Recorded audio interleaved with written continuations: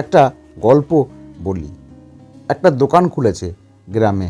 দোকানের বাইরে সাইনবোর্ডে লেখা আছে, সুন্দরী অল্প বয়সী বিবাহযোগ্য মেয়ে পাওয়া যায়। একজন অল্প বয়সী ছেলে বোর্ডটা দেখল, দোকানের ভিতরে ঢুকলো। ঢুকেই দেখল দুটো দরজা। প্রথম দরজায় লেখা, অল্প বয়সী সুন্দরী মেয়ে চাই, এই ঘরে আসুন। দ্বিতীয় দরজায় লেখা, একটু কম সুন্দরী বেশি বয়স্ক মেয়ে চাই, এই ঘরে আসুন। যথারীতি ছেলেটা প্রথম দরজায় ঢুকলো। ফাঁকা ঘর, সেখানেও দুটো দরজা।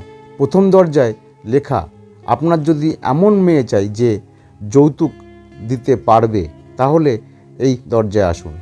দ্বিতীয় দরজায় লেখা, যৌতুক দিতে পারবে না, তাহলে এই দরজায় আসুন। ছেলেটি আবার প্রথম দরজায় ঢুকলো।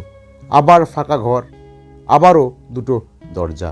প্রথম দরজায় লেখা, আপনার এমন মেয়ে লাগবে যে স্বামীর সব কথা শুনবে, ভালো রান্না করতে পারবে, তাহলে এই দরজায় আসুন। দ্বিতীয় দরজায় লেখা, স্বামীর সব কথা শুনবে না, রান্নাও করতে পারবে না, এমন মেয়ে লাগলে এই দরজায় আসুন। ছেলেটি আবার প্রথম দরজায় ঢুকলো। আবার খালি ঘর, কিন্তু ঘরে একটা আয়না আছে।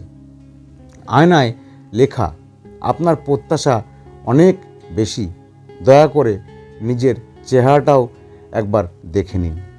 মোরাল অফ দ্য স্টোরি, আমাদের চাই অনেক কিছু, 1 লাখ টাকা, 2 লাখ টাকা monthly income, iPhone, KTM bike, Honda city, branded জামাকাপড়, পুমা, অ্যাডিডাসের জুতো।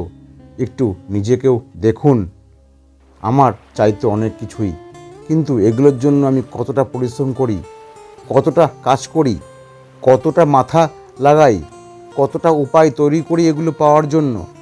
সেই জন্য এগুলো পাওয়ার জন্য আগে নিজেকে তৈরি করুন, পরিশ্রম করুন, কিন্তু সৎভাবে। ভালো থাকবেন।